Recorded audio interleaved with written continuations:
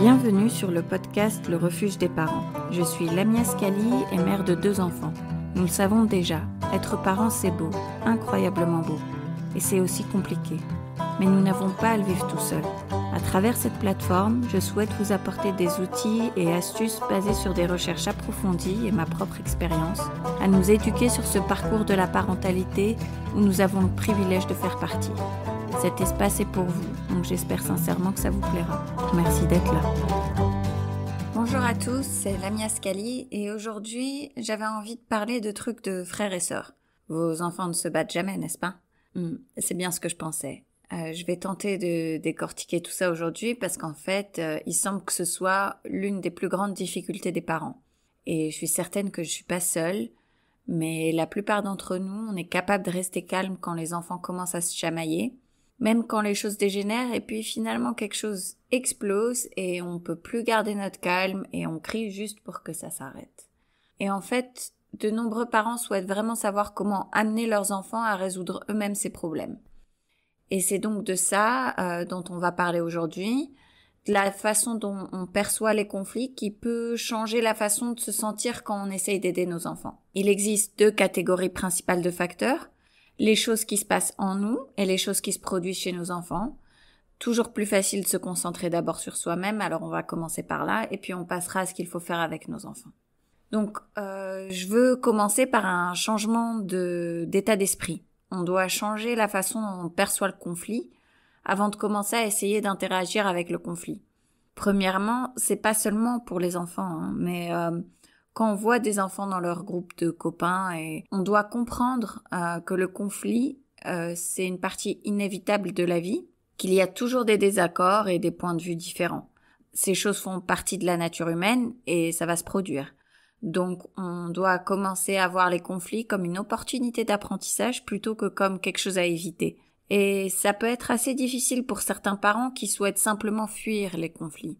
Et le problème, en fait, c'est que nos enfants, s'ils se battent, ils sont déjà un peu surexcités et en mode de survie. Et ils ont besoin, en fait, qu'on soit mieux cadré et donc on doit se calmer. Changer de perspective et voir le conflit comme une opportunité de leur enseigner, de les coacher, de les soutenir et d'apprendre. D'autre part, on a juste besoin d'avoir beaucoup confiance en leur capacité et de les considérer comme capables de résoudre ces problèmes par eux-mêmes. Alors, faut leur donner cette confiance en eux-mêmes et donnons-leur l'impression qu'il n'y a pas vraiment d'urgence. Donc, l'autre grand changement de perspective, c'est de comprendre que quand les enfants sont en conflit ou en désaccord, en particulier quand un des enfants est blessé, l'autre enfant tape ou il arrache des jouets, peut-être que ça pleure. On doit réaliser qu'à ce moment-là, les 2 enfants souffrent et que les 2 ont besoin de quelque chose. C'est très, très facile de prendre parti pendant ces disputes et de voir un enfant comme la victime et un autre comme l'agresseur. J'en suis coupable. Et c'est vraiment important qu'on aborde ces conflits avec empathie pour les 2 enfants. En quelque sorte, on autorise les 2 enfants à être blessés et on voit que les 2 ont des besoins qui ne sont pas satisfaits à ce moment-là, même en cas de conflit lorsque ces besoins sont en contradiction les uns avec les autres. Donc c'est très important de commencer à considérer nos enfants non pas comme des victimes, ni comme des agresseurs, mais comme des individus ayant des blessures individuelles et des besoins individuels et d'aborder la situation à partir de là. Je récapitule alors. Donc, considérer donc le conflit comme une opportunité d'apprentissage, ayant confiance en la capacité de nos enfants à gérer ces conflits avec, bien sûr, du soutien, puis à admettre également que les 2 enfants traversent probablement des moments difficiles à ce moment-là, et que l'un n'est pas la victime et l'autre n'est pas l'agresseur. Passons maintenant à la façon de gérer les conflits. Donc l'une des choses les plus importantes qu'on puisse faire, la première chose à faire, c'est de s'assurer que tout le monde est sain et sauf. Donc il y a des limites physiques pour s'assurer de la sécurité des enfants, donc se déplacer, s'approcher d'eux avec calme, un rythme calme et assuré. Encore une fois, c'est la projection de la confiance en soi et de se rappeler d'avoir confiance en eux aussi, qui ne vont pas vraiment sérieusement se blesser et être présent avec eux pour intervenir si les choses passent au physique. Donc s'approcher, se connecter avec eux, puis on commence à décrire ce qu'on voit. Donc en mode narration, donc dites ce que vous voyez, ce qui se passe, le dire sans jugement ni reproche. Donc quelque chose comme disons qu'ils se chamaillent pour un jouet et que les deux enfants se déchirent le jouet. Ah, et vous voulez vraiment tous les deux ce jouet. Vous vous accrochez tous les deux super fort. Donc vous commencez à faire ces remarques et parfois, pour les enfants plus âgés, le fait que de l'avoir dit à haute voix et que on commence en quelque sorte à dévoiler le conflit au grand jour, ça suffit. Ils se mettent eux-mêmes en fait à commencer à montrer des atouts déjà acquis pour commencer à négocier. Pour les plus jeunes, ils commenceront probablement à essayer de parler et en fait, faut juste continuer à narrer les faits, à faire preuve d'empathie et à valider en fait leurs sentiments. Donc de pas prendre parti. La réalité est de faire preuve d'empathie et de valider les points de vue des deux enfants en même temps. Et c'est assez, ça peut être en tout cas assez délicat. C'est quelque chose qui demande un peu de pratique et il faut apprendre à le faire soi-même. Mais être capable de dire « Ah, tu voulais vraiment jouer, t'avais pas fini de jouer avec » et pouvoir ensuite se tourner vers l'autre et valider ses sentiments. Toi aussi, tu le voulais vraiment, je crois, tu l'avais vu et tu crois l'avoir vu en premier. Et tu penses que c'est à ton tour de jouer avec. Vous savez faire des va-et-vient et offrir la possibilité à chacun d'exprimer ses sentiments et d'être entendu sans ignorer l'autre en fait. Et c'est quelque chose qu'il faut pratiquer parce que c'est pas très naturel. Et l'idée en fait, c'est que pour les jeunes enfants, vous donnez un cadre sur la façon d'avoir une interaction et en fait vous supprimez progressivement votre aide au fur et à mesure qu'ils deviennent de plus en plus compétents et ils ont de moins en moins besoin d'intervention. Donc il faut échafauder en quelque sorte ces interactions de manière très intentionnelle. Les enfants plus âgés auront moins besoin de votre intervention et de votre aide, tandis que les enfants plus jeunes auront besoin d'une intervention plus directe. Gardez de l'espace pour chacun et leurs sentiments, mais en même temps étayer cette interaction, puis à mesure qu'ils deviennent de plus en plus compétents, on se retire, quoi. Le but de cette intervention, c'est de leur enseigner des capacités afin que il y a plus besoin d'intervenir ou du moins de moins en moins et que eux-mêmes commencent à faire preuve de créativité et à résoudre leurs problèmes ensemble. Ils ont juste besoin de capacités et des mots pour y arriver.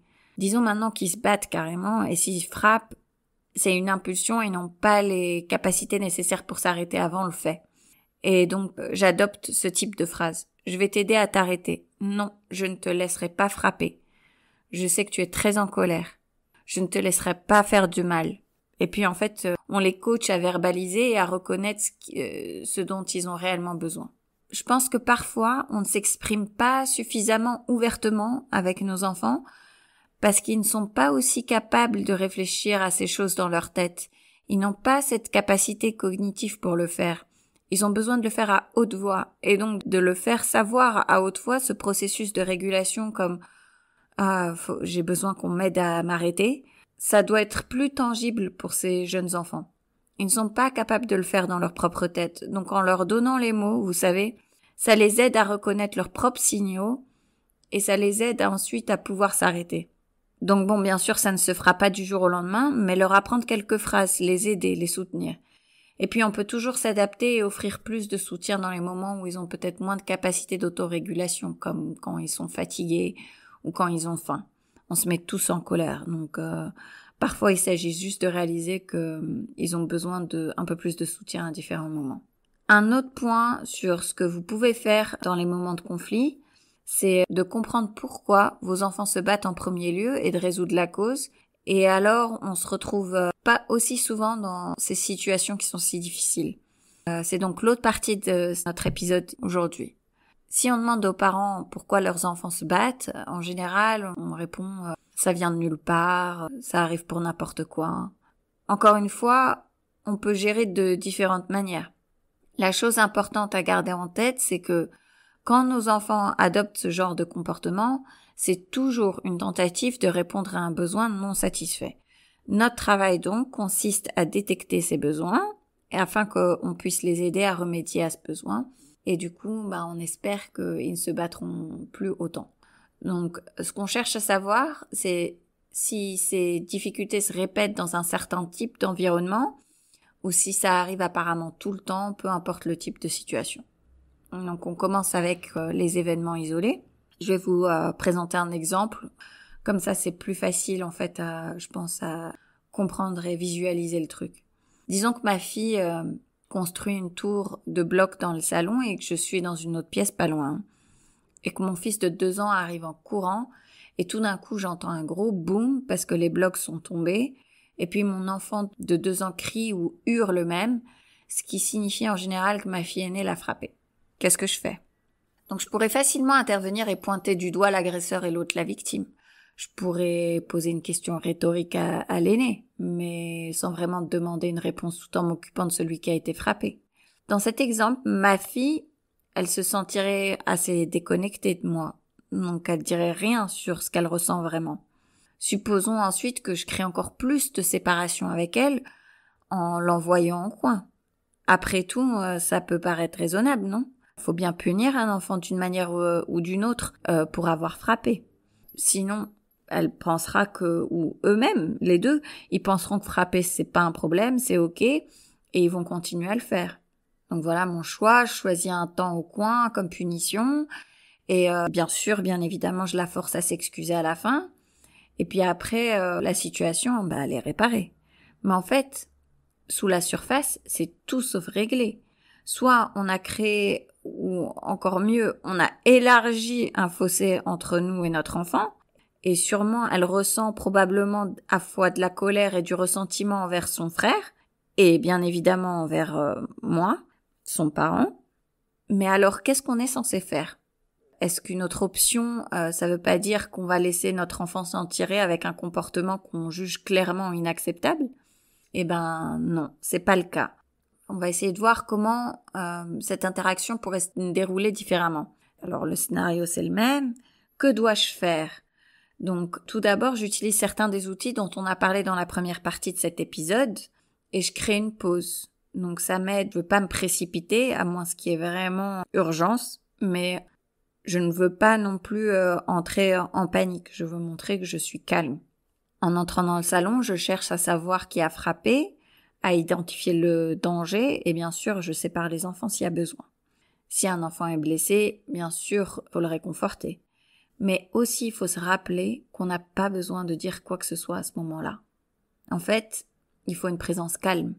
Et bien évidemment, on est calme, parce qu'on n'a pas étouffé nos sentiments, on a pris les quelques secondes ou minutes de s'autoréguler avant de rentrer. Donc, il n'y a rien à dire en fait. Et si vraiment on a besoin de dire quoi que ce soit, on pourrait dire, on dirait que vous passez un moment difficile tous les deux, hein. Et puis après, s'asseoir avec les enfants et juste être présent avec eux. S'ils veulent parler, bien sûr, vous pouvez discuter, mais s'ils le font pas, c'est pas un problème non plus. Peut-être qu'ils reprendront leur jeu.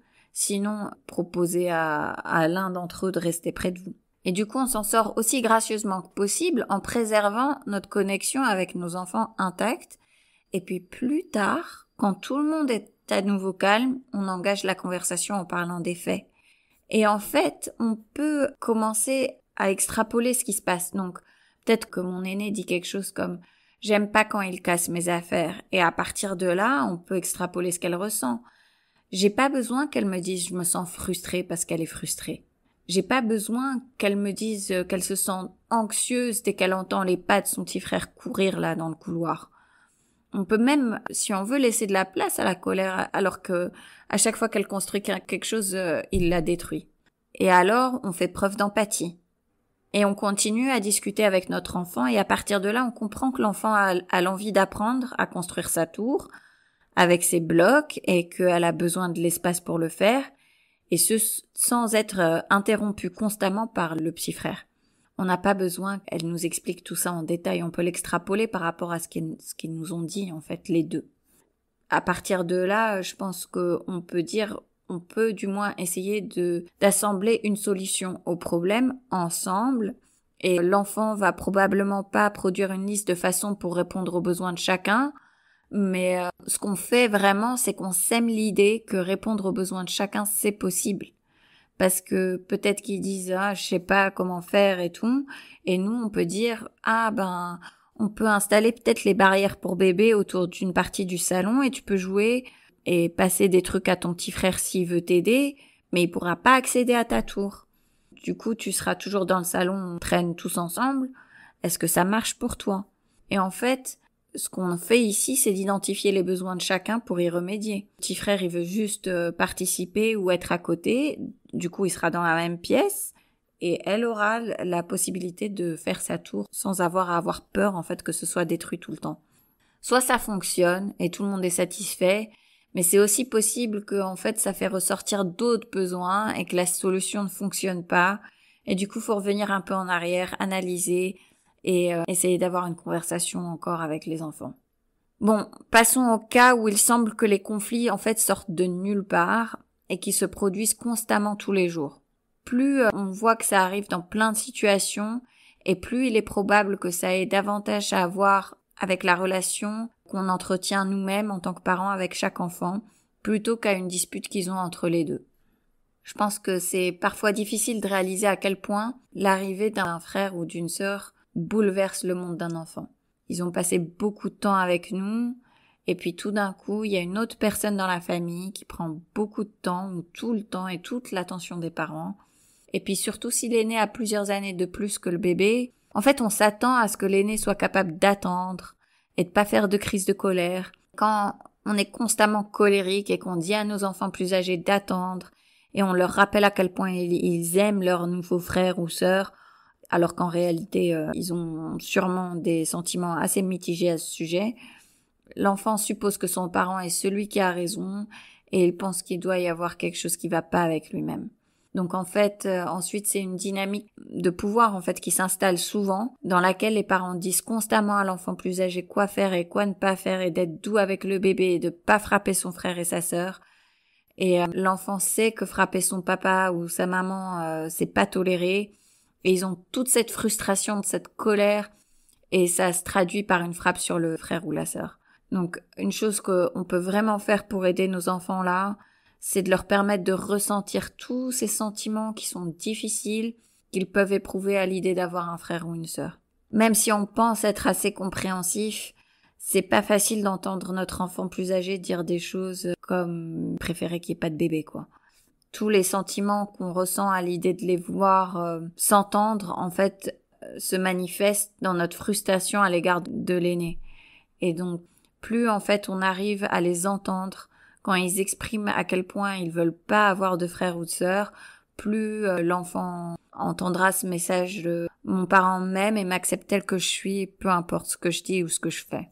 Donc, en fait, dans ce type de situation, la réponse à tous les besoins de l'enfant, en fait, c'est de passer du temps tête à tête avec nos enfants, quoi.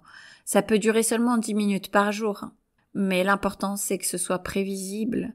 Quand on rend les choses prévisibles, on leur enlève cette peur qu'ils n'auront plus jamais de temps juste avec nous. Pour nous, dans notre maison, j'utilise l'heure du bain comme un moment privilégié où je suis juste là. Parfois, bien sûr, c'est interrompu toujours par le petit frère, mais je profite encore plus tard également à l'heure du coucher pour avoir un petit moment spécial ensemble, en fait. Ah, j'ai l'impression que c'était beaucoup, mais j'espère que vraiment que ça puisse aider, du moins une petite partie de cet épisode. Merci beaucoup d'avoir écouté. Le refuge des parents, c'est un podcast de parents curieux.